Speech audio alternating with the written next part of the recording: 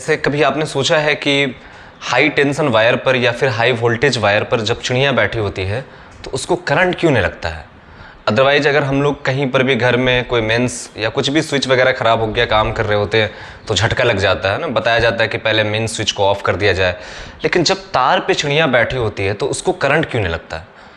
तो इसके पीछे का फिजिक्स को समझते हैं ना। कई सारे लोगों से पूछने पर कि तार पे बैठी चिड़िया को करंट क्यों नहीं लगता है तो अलग अलग टाइप का ही उसका जवाब आएगा। जैसे किसी का कहना होगा कि मतलब चिड़िया का पैर में खून नहीं होता है, या फिर वगैरह वगैरह, चिड़िया के पास नाखून नहीं होता है, इस तरह का जवाब हमको मिलता है। लेकिन ऐसा कुछ नहीं है, ठीक है। इसके पीछे का साइंस क्या है, इसके पीछे का फिजिक्स क्या है, उसको समझते हैं। फॉर एग्जांपल के लिए कि मान लो कि मेरे पास एक वायर है और वो इस तरह से कुछ है, ठीक है। और ये हाई टेंशन वायर है, मान लो इसमें 11,000 वोल्ट सप्लाई हो रहा, ठीक है। कितना वोल्ट सप्लाई हो रहा है? 11,000 वोल्ट सप्लाई हो रहा है। और इस पर कोई चिड़िया बैठी हुई है इस तरह से, ठीक है। ये चिड़िया, तो इस चिड़िया को करंट क्यों नहीं लगता है, इसके बारे में हम डिस्कस करने जा रहे हैं, ठीक है। तो इसके पीछे का फिजिक्स क्या है पहले वो समझते हैं। तो इसके पीछे का फिजिक्स को समझने के लिए हम एक छोटा सा एग्जांपल आपको देते हैं। वो छोटा सा एग्जांपल ये है कि मान लो कि मेरे पास एक टेबल है, ठीक है। ये क्या है? एक टेबल है ना। और टेबल का ये एक मतलब जो भी है पैर समझ लो इसका, ठीक है। ये दूसरा पैर है इसका। तो इसकी जो हाइट है, इसकी हाइट h है और इसकी भी हाइट कितनी है? h। जाहिर सी बात है, टेबल का जो भी चार पैर है तो वो चारों के चारों पैर का हाइट क्या होगा? इक्वल होगा, है ना। तो ये h है, ये भी कितना है? h हाइट का। अब अगर मान लो कि इस टेबल पे हम पानी गिराएंगे, ये पानी का बूंद है, ठीक है। अगर हम इस टेबल पे पानी गिराते हैं तो ये पानी किधर चलेगा? सोच के बताना कि ये पानी किधर जाने वाला है। अगर हम नाम रख दे इसका A, इसका नाम रख दे B, तो अब बताइए कि पानी A से B की तरफ जाएगी या फिर B से A की तरफ जाएगी? तो आंसर इसका है कि पानी कहीं नहीं जाएगी, क्योंकि पानी जो है उसी दिशा में चलेगी जिधर ढाल होगा। तो देख रहे हैं कि इधर का हाइट कितना है? h, इधर का भी हाइट कितना है? h। तो ढाल तो दिखा नहीं हमको। तो जब ढाल नहीं दिखा तो फिर पानी किधर जाएगा? जहां पर रहे, जहां पे गिराएंगे वहीं पर रह जाएगा पानी, है ना, पानी का बूंद। तो हम क्या देख रहे हैं कि पानी को चलाने के लिए, अब कंसेप्ट को समझिएगा, थोड़ा सा फील कीजिएगा कि पानी को चलाने के लिए हम लोगों को टेबल में हाइट का डिफरेंस क्रिएट करना पड़ता है। अभी पानी क्यों नहीं गिर रहा, क्यों नहीं इधर जा रहा, क्यों नहीं इधर आ रहा? क्योंकि टेबल की जो हाइट है, इधर की हाइट कितनी है? h, इधर की हाइट कितनी है? h। तो हाइट में जो डिफरेंस है ना, हाइट डिफरेंस जो है ना, वो कितना है? 0। मतलब दोनों तरफ की ऊंचाई क्या है? बराबर है। तो ढाल इसमें है ही नहीं है, टेबल का कोई ढाल नहीं, टेबल ऐसे एकदम पूरा सीधा है। तो इस पे जब हम पानी गिराएंगे तो ये यहीं पे रह जाएगा। लेकिन जब हम एक तरफ टेबल को उठा दें, कुछ ऐसा, टेबल अब ऐसे दिखने लगे कि एक तरफ का हाइट को हम बढ़ा दें, ऐसे करके टेबल को उठाएंगे तो एक तरफ का हाइट क्या होगा? बढ़ जाएगा। तो इधर का हाइट को हम कर दे 2h और इधर का हाइट को हम रखें h। तो अब इस पे अगर हम पानी का बूंद को गिराएंगे तो वो किधर गिर जाएगा? A से B की तरफ गिर जाएगा। गिरेगा कि नहीं गिरेगा? गिर जाएगा, बिल्कुल गिरेगा। यहाँ पे नहीं गिर रहा, क्यों? क्योंकि दोनों तरफ का हाइट, दोनों तरफ की ऊंचाई क्या है? बराबर, कोई तरह का ढाल नहीं है टेबल पे, तो पानी नहीं गिर रहा। तो पानी को गिराने के लिए हम लोगों को हाइट में डिफरेंस क्रिएट करना पड़ा। यहाँ पे हाइट में डिफरेंस कितना है? इधर की हाइट 2h, इधर का हाइट h। तो देखेंगे कि पानी जो है हायर हाइट से किधर गिर रहा? हायर हाइट से लोअर हाइट की तरफ गिर रहा। अरे ये हायर तो ये होगा ना, इधर का हाइट कितना है? 2h, तो हायर हाइट है। इधर का हाइट कितना है? h, तो लोअर हाइट है। तो पानी किधर से किधर गिर रहा? हायर से लोअर की तरफ गिर रहा। अदरवाइज यहाँ पे हाइट डिफरेंस 0 था तो नहीं गिर रहा। यहाँ पे हाइट डिफरेंस कितना होगा? यहाँ पे 2h है और यहाँ पे h है, तो 2h माइनस h करेंगे तो कितना हो जाएगा? h हो जाएगा। मतलब इधर कुछ ना कुछ अंतर है, एक तरफ ऊंचा है ना। जैसे पानी को गिराने के लिए हमको क्या करना है? ढाल क्रिएट करना है, एक तरफ ज्यादा हाइट रखना है, दूसरी तरफ कम हाइट रखना है, तो पानी गिरती है। तो उसी तरह से करंट को भी चलाने के लिए, करंट को भी चलाने के लिए कोई ना कोई डिफरेंस तो क्रिएट करना पड़ेगा, तब तो करंट चलेगा। हम क्या देख रहे हैं कि दुनिया में कोई भी चीज को चलाने के लिए कुछ ना कुछ डिफरेंस क्रिएट करना पड़ रहा। पानी तभी चल रही है जब डिफरेंस होगा, है ना।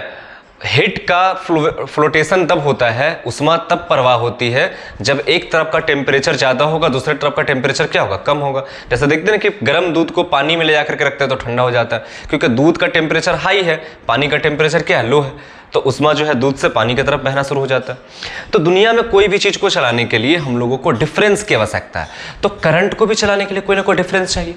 तो आंसर है हाँ, करंट को चलाने के लिए जो डिफरेंस की आवश्यकता है उसको कहते हैं हम पोटेंशियल डिफरेंस। करंट को चलाने के लिए कौन से डिफरेंस की आवश्यकता है, पोटेंशियल डिफरेंस। तो जिस तरह से पानी को चलाने के लिए हाइट के डिफरेंस की आवश्यकता थी, वैसी करंट को चलाने के लिए किसकी आवश्यकता है, पोटेंशियल डिफरेंस को। अब देखते हैं कि करंट कैसे चलती है।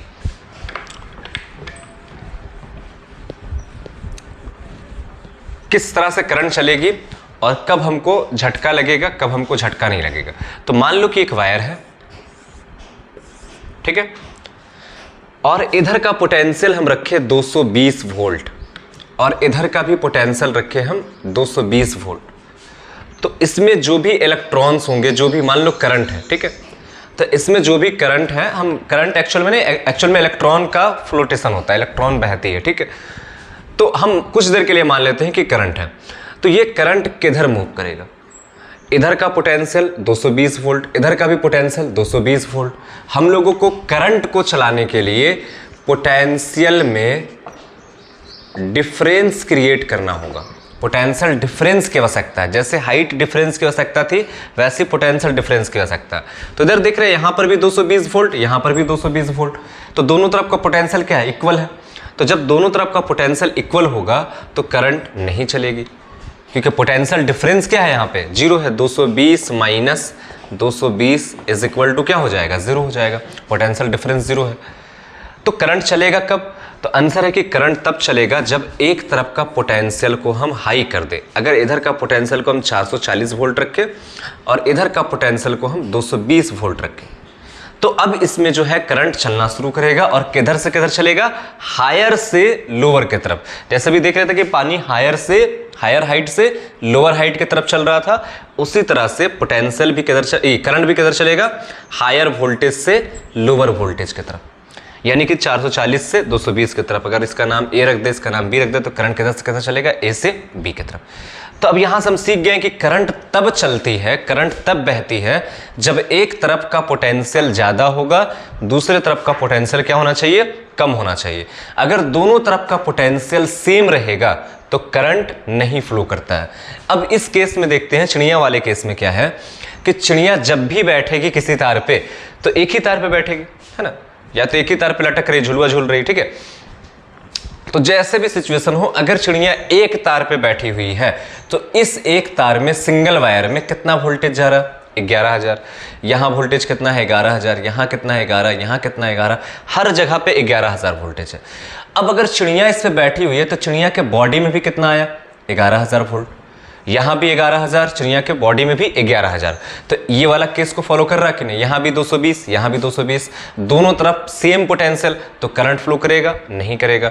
तो वायर में भी 11,000, चिड़िया के बॉडी में भी 11,000, तो करंट फ्लो करेगा, नहीं करेगा। इसी कारण जो है चिड़िया को करंट नहीं लगता है, क्योंकि जब वो तार पे बैठती है तो पोटेंशियल डिफरेंस जीरो होता है ना, कोई तरह का पोटेंशियल डिफरेंस पैदा नहीं होता है, इसलिए तार पे बैठी चिड़िया को करंट नहीं लगता है ना। अब आप सोच रहे होंगे कि हम लोग को करंट क्यों लग जाता है, क्या हम भी चिड़िया की तरह अगर तार पे लटक जाए तो हमको करंट लगेगा कि नहीं लगेगा। तो इसका जवाब आप कमेंट बॉक्स में दीजिएगा कि अगर हम लोग भी ज़मीन के बिना संपर्क में, क्योंकि हम लोग को देखो करंट क्यों लगता है कि जैसे मान लो कोई भी आदमी है ना, और वो वर्क कर रहा है, तो वो अपने हाथ से वायर जोड़ रहा है और इस वायर में मान लो ये वायर है, ठीक है, कोई बोर्ड है लगा हुआ, ठीक है, तो इस बोर्ड में जो सप्लाई होता है ना, वो कितना सप्लाई होता है, 220 वोल्ट सप्लाई होता है, ठीक है। तो यहाँ पे 220 वोल्ट सप्लाई हो रहा और उसका जो पैर है वो कहीं ना कहीं ज़मीन के संपर्क में है और ज़मीन का पोटेंशियल जीरो होता है और यहाँ पर का पोटेंशियल कितना है, 220 वोल्ट। तो यहाँ 220, यहाँ जीरो, तो हायर लोअर हमारे बॉडी में करंट पास होना शुरू हो जाता है। तो क्या अगर हम ज़मीन से ऊपर उठ के रहेंगे, क्या तार को पकड़ के लटक के रहेंगे हम, तो हमको करंट लगेगा या नहीं लगेगा, इसका जवाब आप कमेंट बॉक्स में दीजिए, ठीक है।